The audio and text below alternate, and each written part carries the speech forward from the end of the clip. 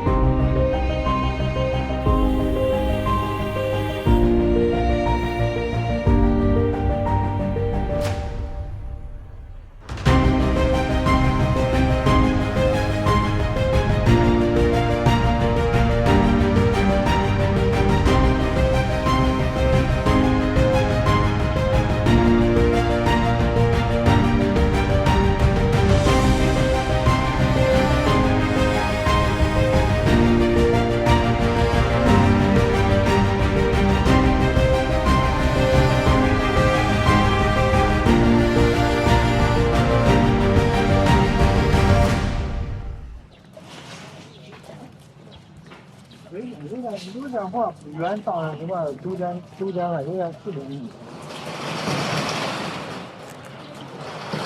大哥，最近活多吗？不多，不多这段时间市场上活少啊。放着看，我们也是放着少。你们是刚过来吗？还是？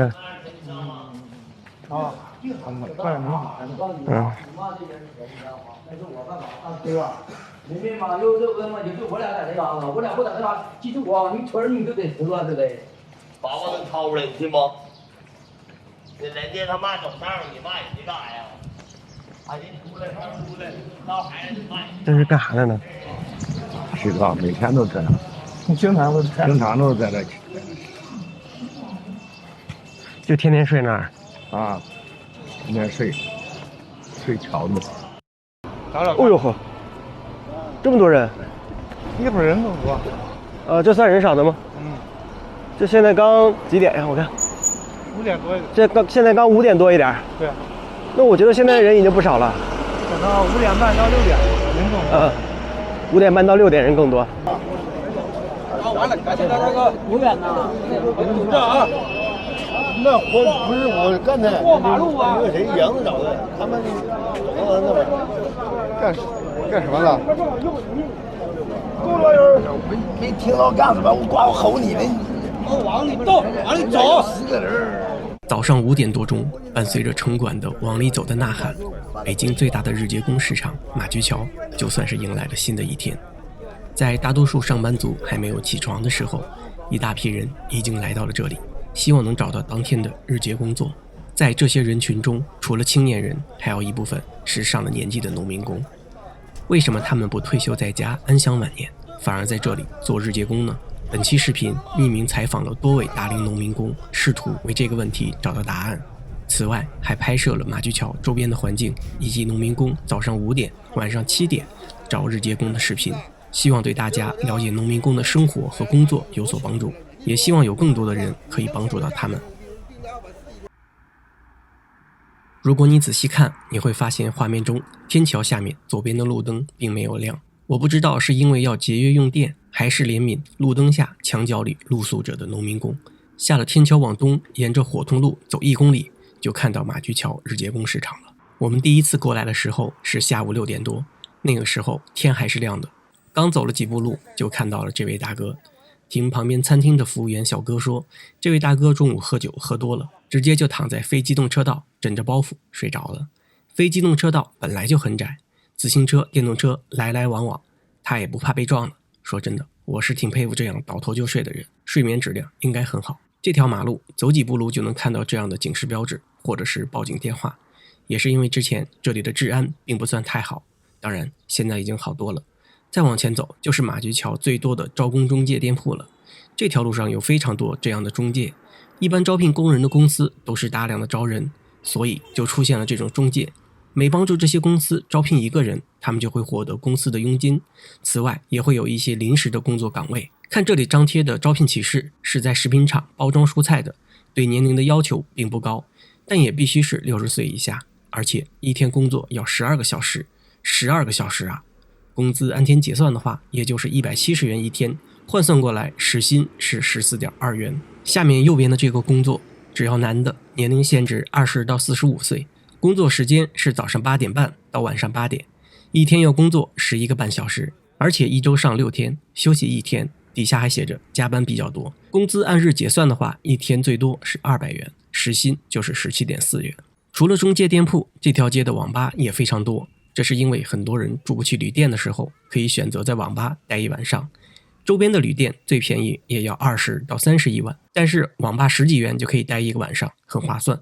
如果实在是不想花钱，那晚上只能找个遮风挡雨的地方了。稍微晚点的时候，就看到一个老哥在派出所的门廊里休息，还有这个大哥直接在银行的门口大厅里打地铺了。这其实算好的了，比如这几个老哥，当天刚下了小雨，天气其实是有点凉的，但他们也就在这门洞底下直接打地铺了。第二天早上路过的时候，还看到他们在睡觉。等我走到马驹桥日结工市场的时候，看到一辆车里坐满了人，这是已经招好的人，准备去干活了。听刚才招工的人说，干的是夜班，要干到早上5点到6点。这会儿已经晚上7点多了，还有不少人。刚才还遇到2位河北的高中毕业生来这里做暑期工，跟他们简单聊了2句。你们也是在这儿找活吗？对，刚过来没找着呢还。你们也做日结吗？啊，对，刚过来，还没找到呢。没找着。哎，我是想问一下，那你们干日结干嘛呀？为啥不找个工作呢？刚毕业，再过来看看，现在挣点零花钱啥的。就是刚大学毕业就直接出来，刚高考完，刚高考完。那你们这是属于体验生活来了啊？对，就挣点零花钱。啊，那可以。吓我一跳，我说你俩这刚大学毕业，你俩就来干这个？高中。他们是那个工头还没有来吗？不知道。刚才有几个，啊，你没过去问问你们俩？问打听了一下。怎么样？明天的，今天不是几天啊？那你们这会儿过来是想干那个夜班吗？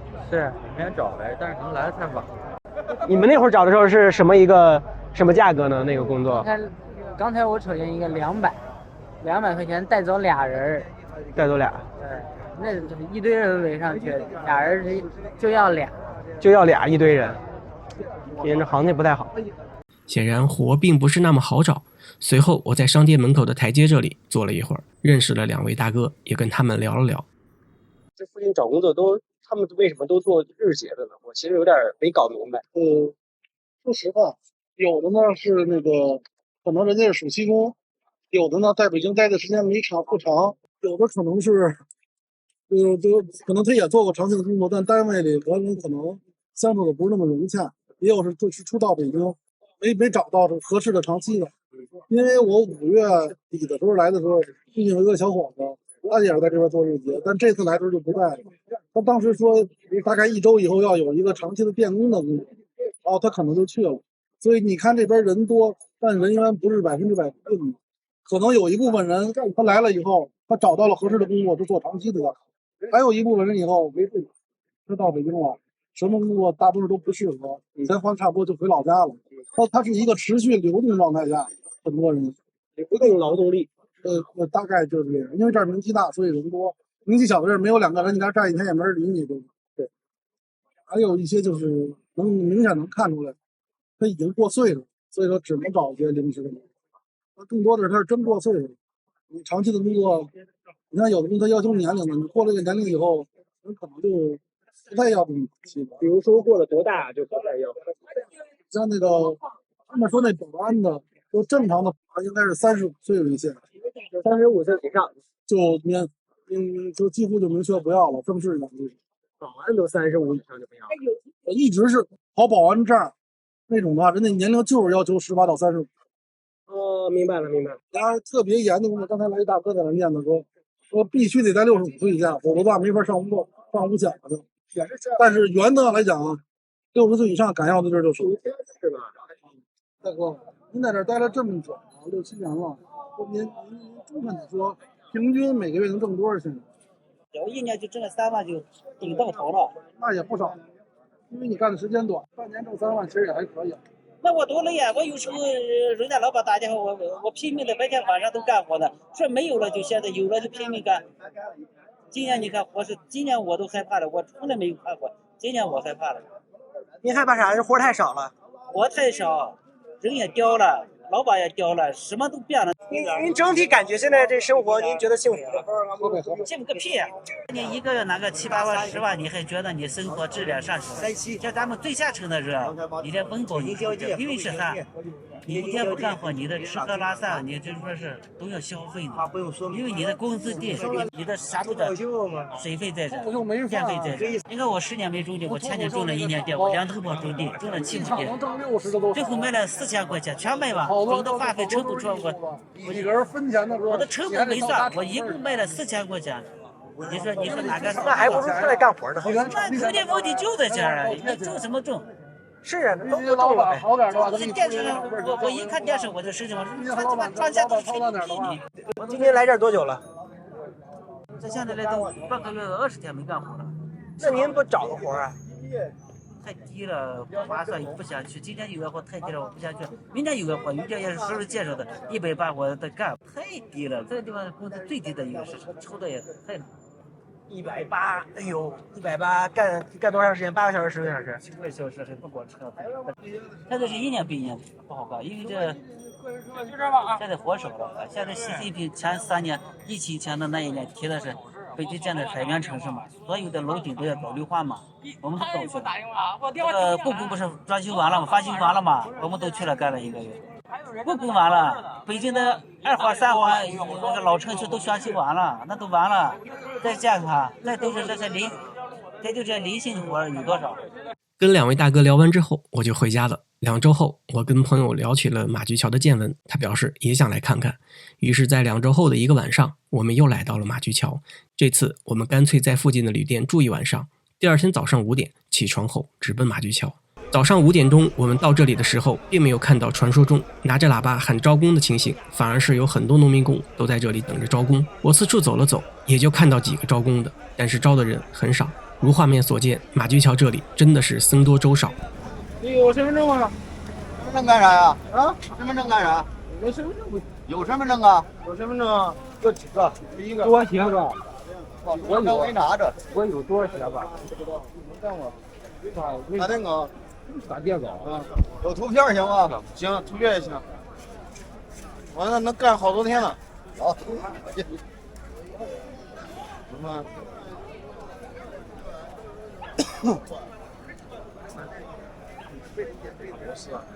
打电稿。室外的300，直管水。要是180。啊，对3块。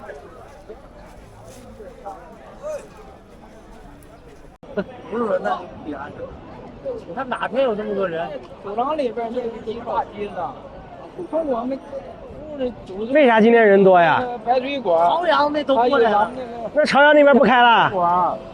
不知道呢，那开不开咱也不知道，那都鸡巴来了，操！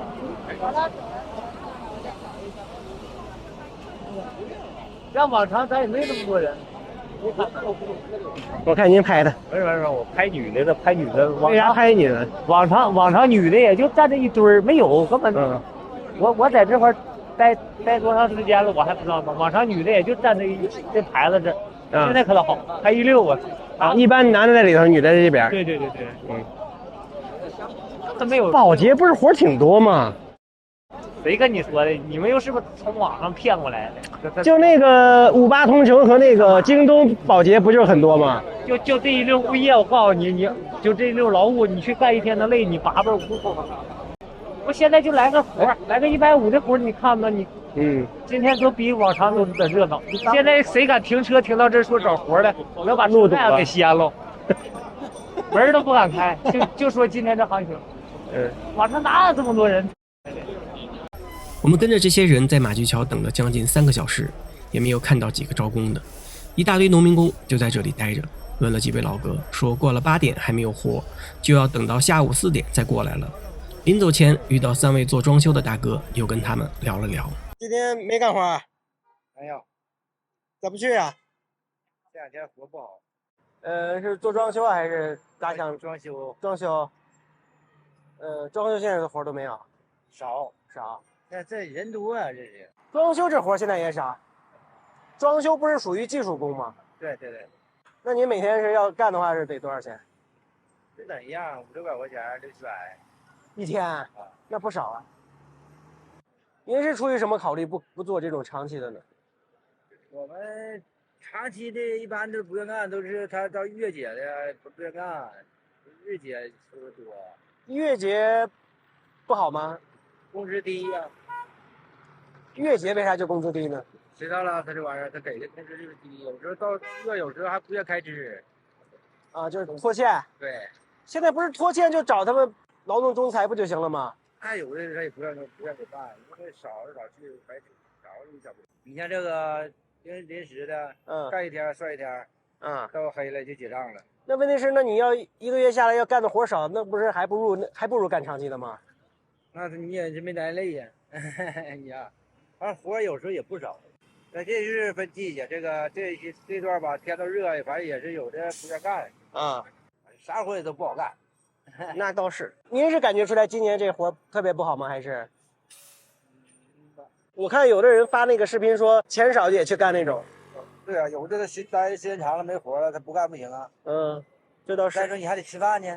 那您这边有人跟您抢吗？做装修的？也有很多。为什么大家都在这儿待着也没活呢？没活，今年就没活，少。是说今年就没活呀，还是说这个活少得很？活少得很。比说去年活工资还低。那您有没有想过那个干长期的呢？长期有时他不给钱你。您觉得就是长期最大的担心就是不给钱？哎，对呀。那难道他还能跑了吗？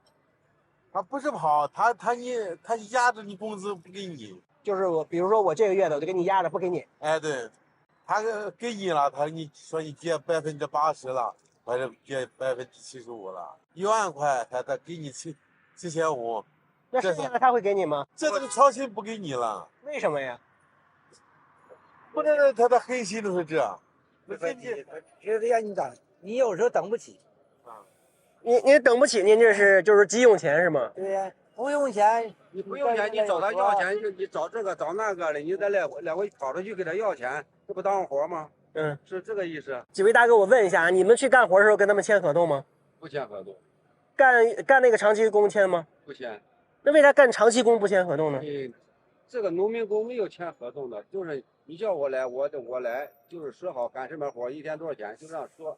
这是我理解您的意思，这是那个干日结嘛。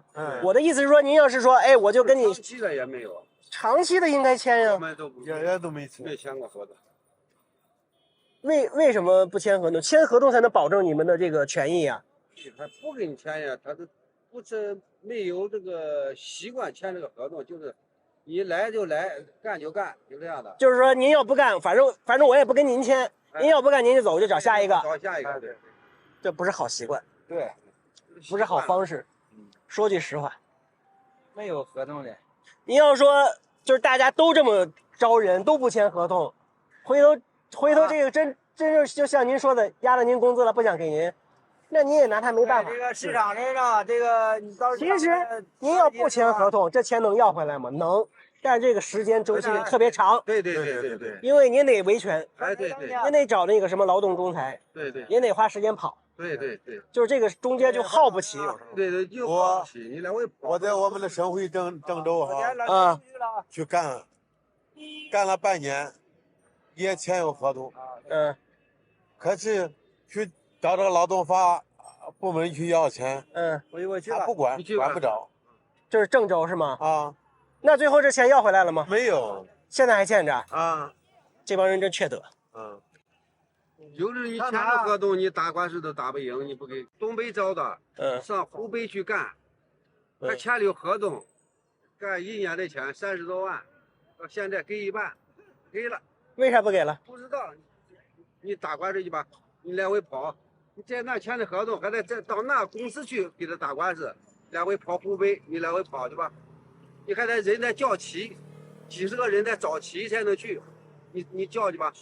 其实叫不起，是吧？对，你都给他耗不起，都有活，耽误不起，哎，耽误不起，是吧？有那时间还不如多干几天，对，钱回来。他都这样想的，我干脆也不要了，就算了，就这个意思。但是呢，我下一次呢，我就不干这种活了。对，不干这种活了。你不给我钱，我都不干。我现在为什么去当那呢？那这么干下去就只能干日结了。对。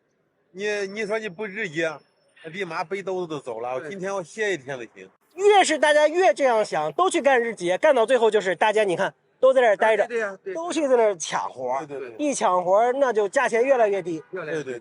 大哥，您多大了？我50多了。您呢？60了。您这60干活还有，他不问您啊年龄？不问。不问。那就行。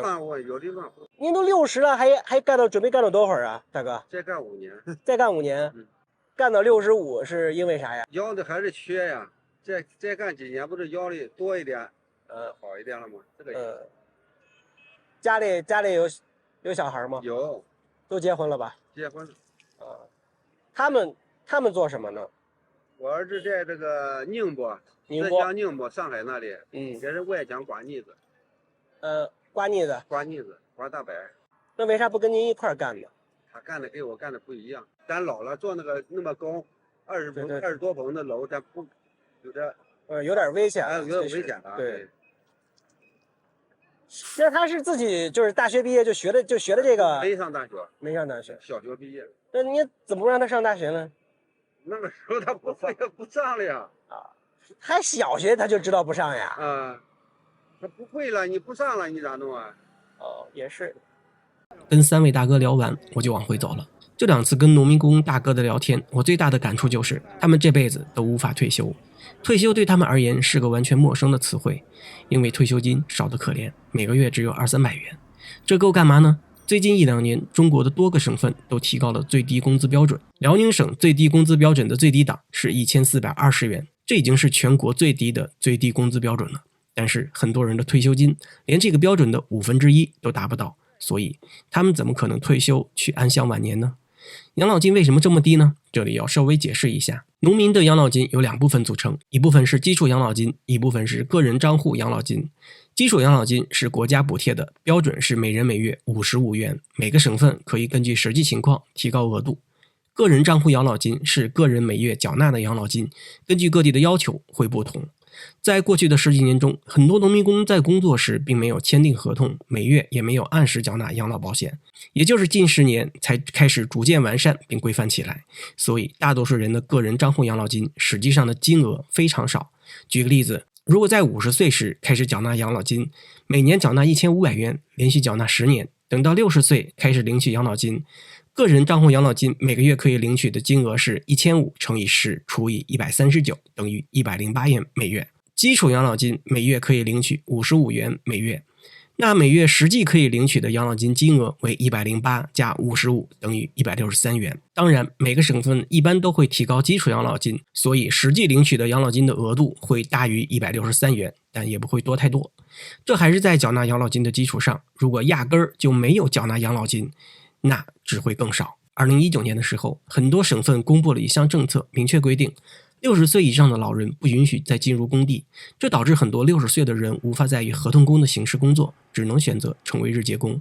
而疫情过后，很多民营企业接连倒闭，正式的员工都在被裁员，更何况日结工呢？这也造成了今天我们看到的画面，越来越老的人来这里做日结工，但工作却越来越少了。从马驹桥离开的时候，我站在天桥上看着灯火辉煌的城市，总是觉得哪里不对。这些农民工长达20-30年的打工生涯中没有缴纳社保，难道就没有为这座城市做出贡献吗？显然不是啊。那该如何衡量他们所做出的贡献呢？本期的视频就到这里，如果觉得视频不错，欢迎点赞、订阅和分享。接下来我会继续制作更有深度的视频，咱们下期见，拜拜。